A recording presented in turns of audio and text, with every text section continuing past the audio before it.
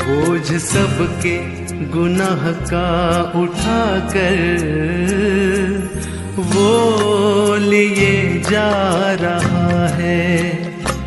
बोझ सबके गुनाह का उठाकर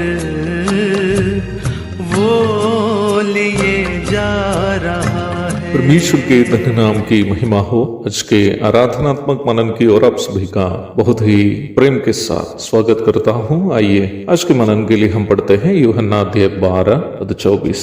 मैं तुमसे सच सच कहता हूँ कि जब तक गेहूं का दाना भूमि में पड़कर मर नहीं जाता वह अकेला रहता है, परंतु जब मर जाता है तो बहुत फल लाता है। हमारे प्रभु यीशु मसीह अपने प्रचार प्रसार के कार्यों के लगभग परिसमाप्ति पर जब थे, मानव जाति के पाप के प्रायश्चित स्वरूप उनकी मृत्यु के बारे में भविष्यवाणी स्वरूप कहने के ठीक पूर्व बताई गई कुछ बातें प्रारंभ में पढ़ी गई पद में हम देखते हैं। इसी अध्याय के 32 एवं 33 पदों को यदि आप पढ़ेंगे तो निम्न बातें आप अवश्य समझ सकते हैं। अपनी मृत्यु को उस गेहूं के दाने से जो भूमि में गिरकर मर जाता है तुलना करके कहने के द्वारा प्रभु अपनी मृत्यु के स्वभाव को उनको सुनने वालों को समझा रहा था। आमतौर पर दुनिया के लोग इसलिए मरते हैं क्योंकि मरना मनुष्य के लिए एक मजबूरी है। मृत्यु से स्वयं बचने का कोई भी विकल्प मनुष्य के पास वर्तमान में नहीं है। मृत्यु जब आकर बुलाती है सभी मनुष्य को जाना पड़ते हैं, परंतु यीशु मसीह की मृत्यु मजबूरी की मृत्यु नहीं थी। वह एक पूर्व निर्धारित योजना युक्त मृत्यु थी और वह एक लक्ष्य युक्त मृत्यु भी थी, और वैसे ही वह एक परिणाम उन्मुख मृत्यु भी थी। It was a planned death and it was a targeted death and also it was a result oriented death. एक किसान गेहूं के दाने को भूमि पर फेंकता है अथवा बोता है तो वह अचानक एक दिन सुबह आकर निम्न काम नहीं करता। उसके पूर्व वह कम से कम 2 बार खेत जोतकर भूमि को खेती के लिए तैयार करता है। खाद डालना सहित अन्य कई काम उसके साथ साथ वह करता है। गेहूं की खेती भी किसी भी महीने में नहीं की जा सकती है, उसके लिए अनुकूल महीनों में ही आप खेती कर सकते हैं। प्रभु यीशु मसीह की मृत्यु भी एक आकस्मिक मृत्यु नहीं थी। पूर्व पिता लोगों को उसकी सूचना पहले से दी गई थी। उत्पत्ति 3:15, अय्यूब 19:25। पूर्व पिताओं के जीवन के द्वारा परमेश्वर ने अपने पुत्र की मृत्यु को परछाई स्वरूप दर्शाया भी था। उत्पत्ति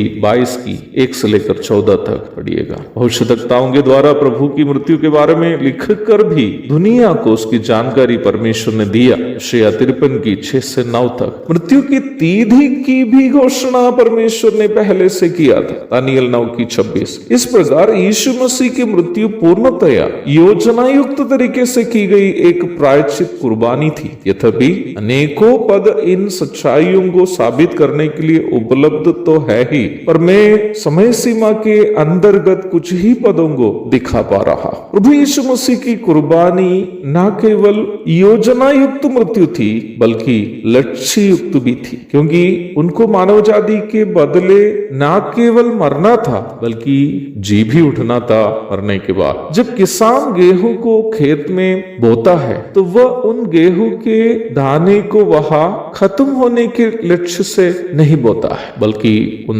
दानाओं से वह एक नए पौधे को पाने की इच्छा के साथ ऐसे करते हैं। यदि वो आस उनमें नहीं हो तो उनका प्रयास व्यर्थ है। परमेश्वर अपना पुत्र को यूं ही मृत्यु के लिए छोड़ नहीं रहा था, बल्कि वह इस लक्ष्य से ही उनको मृत्यु के हवाले किया ताकि वह मृत्यु को जो पाप की मजदूरी है हराकर विजयी बनकर उभरे। और वैसे ही प्रभु यीशु कब्र को खाली छोड़कर जी भी उठा था। मत्ती 28:5 और 6, 1 कोरिन्थी 15:3 से 5। अर्थात प्रभु यीशु मसीह की मृत्यु पुनरुत्थान की उपलक्ष्य से की गई लक्ष्य युक्त मृत्यु थी। तीसरी बात हम देखते हैं कि प्रभु यीशु मसीह की मृत्यु परिणाम उन्मुख मृत्यु थी। उनकी मृत्यु बेकार में मर के जी उठकर केवल लोगों के सामने उनकी सामर्थ्य दिखाने के लिए की गई एक मृत्यु नहीं थी। प्रभु की मृत्यु के परिणाम के संबंध में अभी यशायाह इस प्रकार लिखा है, जब वह अपना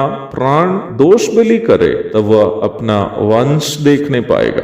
यशायाह 53 की 10। प्रभु यीशु की मृत्यु का परिणाम यह है कि वह अपनी मृत्यु के द्वारा अनेकों पापियों को विश्वास के द्वारा परमेश्वर की संतान होने का अधिकार प्रदान किया। यूहन्ना 1:12, गलाती 3:26। उतना ही नहीं, प्रभु का पुनरुत्थान जीवन पर मृत्यु के भय में जीवन बिताने वाले मनुष्य जाति को मृत्युपरांत के एक धन्य जीवन की आशा भी प्रदान करता है। अर्थात प्रभु की मृत्यु एक परिणाम उन्मुख मृत्यु भी थी, ए रिजल्ट ओरिएंटेड डेथ, जिसकी वजह से आज हम उनकी उपस्थिति में बैठकर उनकी संतान होने का अधिकार और स्वतंत्रता के साथ उनकी आराधना भी कर सकते हैं। निम्न विषयों को मन में रखते हुए जब हम परमेश्वर की आराधना करते हैं, यीशु मसीह की स्तुति करते हैं, तो हम ये बात भी अवश्य नहीं भूले कि जैसे प्रभु ने एक गेहूं के दाने स्वरूप मरकर हमें जीवन प्रदान किया, ऐसे ही पाप में मरने वाले अनेकों अन्य लोगों के लिए जो अब तक उद्धार नहीं पाए हैं, स्वयं को मरने देने का दायित्व भी हमें है। मेरी समझ से हमारी आराधना अर्थपूर्ण तब होगी जब हम प्रभु के त्यागपूर्ण बलिदान की याद करते हुए उनकी आराधना करते समय एक गेहूं के दाने स्वरूप औरों के लिए स्वयं मरने के लिए हम भी अपने आप को आत्मसमर्पण करते हैं। एक और शुभ दिन की धन्य कामनाओं के साथ आज का ये मनन मैं यहाँ समाप्त करता हूँ। प्रभु आप सबको आशीष दे, आमीन। क्या खता थी हमारे मसीह की, जालिमों ने जो उनको सजा दी।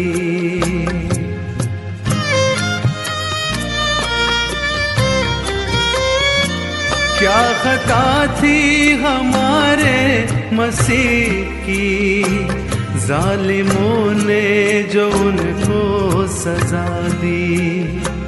ठोक दी उसके हाथों में कीले, फिर भी यीशु ने उनको दुआ दी।